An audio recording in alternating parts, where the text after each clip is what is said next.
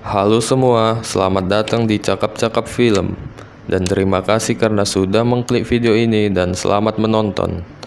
Di sini saya akan menceritakan alur cerita dari film The Divine Move. Film ini berasal dari Korea Selatan dan dirilis pada tahun 2014. Di sini saya akan memperkenalkan pemeran utama di film ini, yaitu Tae-soo. Karena dia hebat dalam bermain badu, Tae-soo pun mengikuti perlombaan badu yang ada di kotanya. Namun sayangnya, dia kalah di perlombaan itu. Saat Tae-soo berjalan pulang, Tae-soo berjumpa dengan kakaknya, dan kakaknya meminta Tae-soo untuk bermain sekali lagi sambil melihat ke layar. Setibanya sampai tujuan, kakaknya menyuruh Tae-soo untuk memberitahu dari layar handphone batu mana yang harus dijalankan. Ternyata mereka bermain dengan cara yang curang. Kakak Tae-soo pun langsung naik dan membawa tas yang berisi uang. Ternyata musuh mereka menggunakan cara yang sama. Orang ini adalah bos dari mereka semua, yang bernama Salso. Dan yang menjadi lawan mainnya adalah Sunso. Saat Tae-soo ingin memberitahu kepada kakaknya batu mana yang harus dijalankan, tiba-tiba jaringan di handphonenya Tae-soo hilang. Dia pun sangat panik karena tidak ada instruksi dari Tae-soo. Kakaknya itu pun menjalankan langkah yang salah. Setelah itu, permainan selesai dengan kekalahan kakak Tae-soo. Karena Salso tahu kalau mereka bermain curang, Salso pun menyuruh anak buahnya untuk membunuh mereka. Tae-soo yang sedang di dalam mobil pun ditangkap, lalu dimasukkan ke ruangan tempat mereka bermain. Saat mereka memeriksa uang kemenangan mereka, ternyata terdapat uang palsu di dalamnya. Karena merasa dibohongi, Salso pun semakin marah dan memukuli mereka berdua. Udah gitu, kakaknya Tae-soo disuruh memakan semua batu badu itu. Kalau tidak, Salso akan membunuhnya. Dia pun memakan semua batu badu itu. Lalu Salso tetap membunuh kakaknya Tae-soo. Tetapi di sini Tae-soo tidak dibunuh. Malahan Salso menjebak Tae-soo dengan meletakkan pisau di tangan Tae-soo yang tidak berdaya, agar polisi mengira bahwa Tae-soo lah yang membunuh kakaknya sendiri. Kemudian Tae-soo pun masuk penjara. Saat di penjara, Tae-soo ternyata satu kamar dengan bos mafia. Bos mafia inilah yang nanti membantu Tae-soo untuk melancarkan balas dendamnya. Karena bos mafia ini tahu kalau Tae-soo pandai bermain badu, Tae-soo pun langsung dipertemukan oleh kepala polisi yang ada di penjara itu. Kebetulan, polisi itu juga suka bermain badu. Bos mafia itu pun menyuruh Tae-soo untuk taruhan bermain badu. Tae-soo pun diberi sebuah cek sebesar 10 juta won untuk taruhannya kepada polisi itu. Dan saat berbincang-bincang kepada polisi itu, Tae-soo hanya meminta sebuah rokok, bir, dan juga waktu pribadi jika dia menang. Dan polisi itu bertanya, "Apa yang menjadi taruhanmu?" "Aku punya cek sebesar 10 juta won," jawab Tae-soo. Kemudian Tae-soo pun berhasil memenangkan permainan itu. Setelah kemenangannya, hasil taruhan itu pun diberikan kepada bos mafia itu, karena cek 10 juta won itu punyanya. Bos mafia itu pun sangat berterima kasih kepada Tae-soo karena dia sudah membantunya mendapatkan waktu pribadinya. Karena sudah cukup dekat, Tae-soo pun meminta kepada bos mafia itu untuk mengajarinya berkelahi.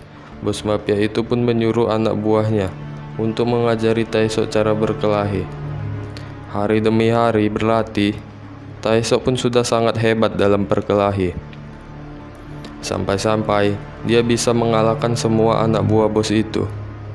Singkat cerita, Tae-soo pun sudah keluar dari penjara itu, dan bos mafia itu memberikan Tae-soo sebuah mobil dan uang yang cukup banyak. Di scene ini, diperlihatkan seorang anak kecil yang seperti tak terurus, tetapi alangkah terkejutnya mereka, ternyata anak itu sangat hebat dalam bermain badu. Akhirnya Salso pun berencana untuk membawa anak itu pulang, dan menyuruh Baekop mengurusnya. Di sini Baekop menanyakan nama anak itu. Anak itu pun berkata bahwa namanya adalah Riang-Riang. Di sini Tae-soo menjumpai keponakannya. Dia adalah anak kakaknya Tae-soo yang dibunuh waktu itu. Saking banyaknya perubahan Taesok, keponakannya pun tidak mengenalinya, dan Taesok memberinya uang dan langsung pergi. Taesok yang telah lama mencari orang yang memukulinya waktu itu, akhirnya pun bertemu di sebuah tempat yang dimana tempat para orang bermain badu. Taesok pun langsung menanyakan kepada Pak Tua yang memiliki tempat tersebut, "Bisakah aku bermain dengannya?" Kakek tua itu pun langsung menyuruh orang itu untuk bermain dengan Taesok. Ternyata nama orang yang memukuli Taesok waktu itu bernama Presidirjo. Presidirjo pun dengan senang hati bermain dengan Taesok. Rupanya Presidirjo tidak mengenali Taesok yang pernah dipukulinya waktu itu. Taesok pun berkata, dia hanya ingin bertaruh sentil di dahi sampai 10 kali. Permainan pun dimenangkan oleh Taesok, di mana Taesoklah yang akan menyentil Presidirjo. Presidirjo pun mengakui kekalahannya itu, dan pada saat sentilan pertama, Presidirjo sangat kaget karena sentilan itu sampai membuat dahinya memerah. Dan sentilan kedua Presidirjo langsung terjatuh. Dan saat sentilan kedua, Presidirjo langsung terjatuh dari kursinya. Presidirjo pun akhirnya mengeluarkan pisau lalu ingin membunuh Taesok, dan perkelahian pun terjadi. Taesok berhasil mengalahkan Presidirjo, lalu mengikatnya di tiang. Saat Taesok memecahkan kacamatanya, Presidirjo pun langsung mengingatnya bahwa Taesoklah yang dulu pernah dipukulinya. Di sini tampang Taesok mulai semakin kesal, lalu Taesok pun menyiksa Presidirjo dengan menyentil kedua bola matanya sampai mati. Singkat cerita, Taesok pun langsung mencari temannya yang bernama Gongso. Saat berjalan dengan Gongso, Taesok tiba-tiba berhenti dan melihat ada Pak Tua buta yang sedang bermain badu di pinggir jalan. Taesok pun tertarik untuk melawan Pak Tua tersebut. Saat melawan Pak Tua tersebut, Pak Tua itu pun kaget mengapa orang yang berkemampuan tinggi seperti Taesok ingin melawannya. Sebenarnya, Taesok ingin melawan Pak Tua tersebut karena ingin membantunya untuk melancarkan rencananya. Pak Tua itu pun mau, tapi ada syarat yang harus dipenuhi, yaitu Taesok harus mengantarnya ke rumah anaknya dan menanyakan kabar anaknya itu. Setelah selesai dari itu, Pak Tua itu memiliki teman bernama Jo, si tukang kayu. Di situ kita bisa melihat tangan si tukang kayu itu putus. Dia kehilangan tangannya karena masalah di masa lalunya. Singkat cerita, mereka pun mulai menyusun strategi. Di sini Gongso membuat identitas palsu sebagai penyewa alat untuk pembuatan film. Saat bermain badu di tempat yang dikelola oleh anak buah Salso yang bernama Sunso, Gongso pun mulai membuat keributan karena ada alat pendengar di telinganya yang sudah mereka buat kemarin waktu. Gongso pun menang dengan mudah, dan lawan mainnya Gongso mulai menuduh Gongso karena bermain curang. Tetapi karena alat pendengarnya tersebut sudah dimasukkan ke bungkus rokok, lalu langsung dibuang oleh petugas kebersihan. Ternyata Gongso sudah bekerja sama sebelumnya dengan pembersih kebersihan tersebut. Gongso pun sengaja membuat keributan di tempat itu agar orang yang mengelola tempat itu muncul.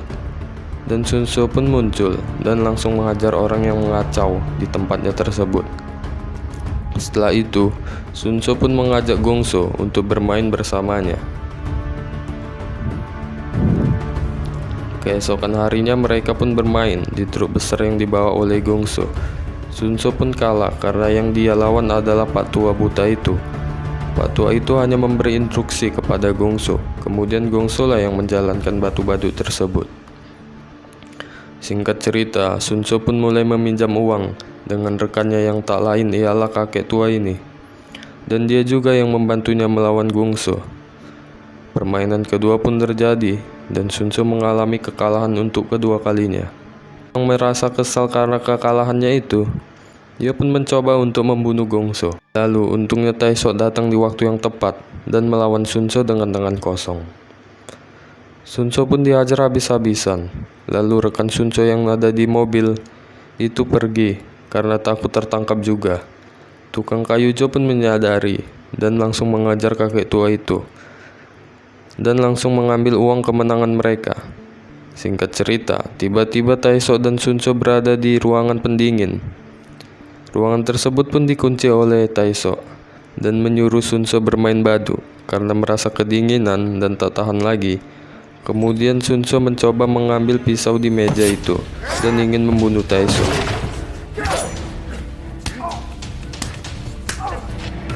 Lalu Taesok pun mengajar Sunso sampai tak berdaya dan memberikan sebuah kode yang harus dipecahkan agar dia bisa keluar dari tempat tersebut. Sampai di sini, Salso sebagai bos mereka semua belum tahu siapa yang membunuh anak buahnya.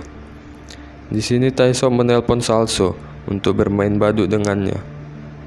Saat Taesok menyuruh Salso untuk membuka kabinet, ternyata di situ ada mayatnya Presiden Jo tadi yang ia sentil bola matanya. Setelah itu, Taesok dan Salso pun bermain, tapi secara tidak langsung dan hanya menggunakan laptop.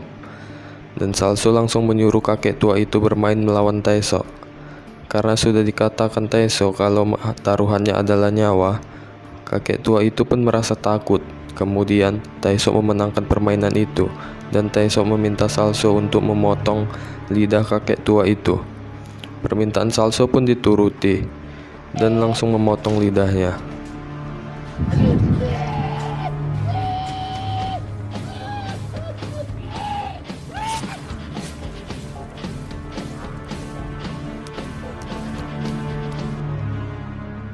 Setelah itu, Salso pun menyadari keberadaan Taesok.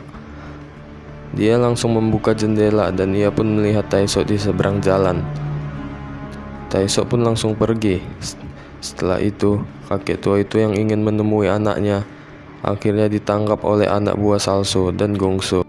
Setelah itu, kakek tua buta yang ingin menemui anaknya akhirnya ditangkap oleh anak buah Salso dan Gongso pun juga ikut tertangkap. Lalu mereka dibawa ke markasnya si Salso. Di sini kita melihat Gongso yang habis disiksa oleh Salso. Lalu Salso mengajak Gongso untuk bermain badu bersamanya. Namun kakek tua buta itu menawarkan diri agar dia yang bermain dengan Salso. Karena papan badu itu beda dari papan yang sering ia mainkan, kakek tua itu pun tidak bisa merabanya. Dia pun sudah berputus asa karena dia tahu kalau Salso di depan dia. Kakek tua itu pun langsung mengeluarkan besi panjang dan ingin menusuk Salso. Karena Salso bisa berkelahi, dia pun langsung menghindari dan menusukkan besi itu ke perut kakek tua itu dan menusuk tangannya juga. Kemudian Salso menyuruh anak buahnya untuk membunuh tukang kayu Jo. Taesok yang melihat hal itu pun terlihat marah dan langsung masuk ke markasnya Salso. Di situ pun Salso sudah menunggu Taesok untuk bermain dengannya. Scene pun berganti dengan tukang kayu yang sedang melawan anak buah Salso. Tukang kayu itu pun mengalahkan semua anak buah Salso dan scene pun berganti lagi di mana Salso sedang bermain badut dengan Taesok. Ternyata hasilnya seri. Taesok pun bertanya kepada Salso, mau diteruskan apa konsesi? Dan Salso berkata bahwa tidak ada kata seri dalam kamusnya.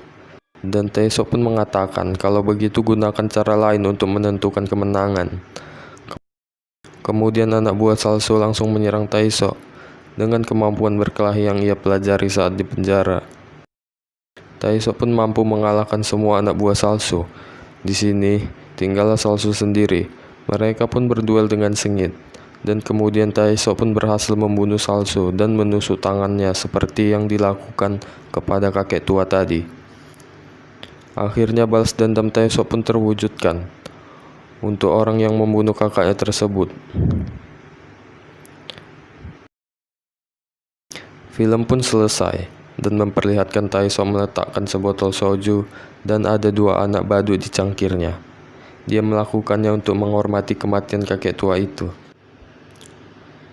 Jika kalian suka dengan video ini, jangan lupa subscribe dan like ya. Terima kasih.